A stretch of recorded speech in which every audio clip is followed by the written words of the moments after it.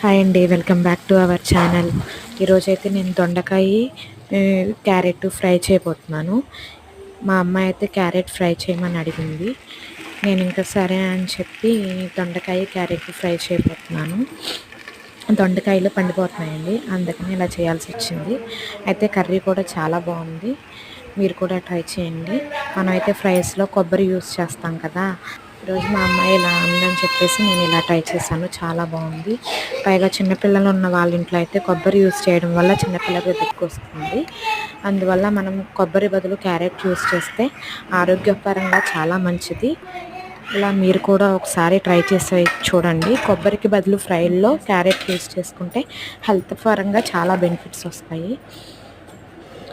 ఇలా దొండకాయ ఫ్రై చేసి రసం పెట్టేశానండి, టమాటా రసం. ఈ లోపల మా వారు భోజనానికి వచ్చేసారు. అందరం కలిసి కూర్చుని ఇలా అయితే మేము తినేసాము. మేము ఇంటి దగ్గర ఉన్నప్పుడు చాలా మ్యాక్సిమం అందరం కలిసే తింటాము. మీ ఇంట్లో కూడా ఇలాగే తింటారా? కామెంట్ చేయండి. అలాగే మన ఛానల్ని సబ్స్క్రైబ్ చేసుకోండి. మన ఛానల్ని చూసే వాళ్ళందరికీ థ్యాంక్ యూ అండి. Thank you so much. Okay అండి, బాయ్ బాయ్. హ్యాండిల్ చేయడం రాదండి నాకు.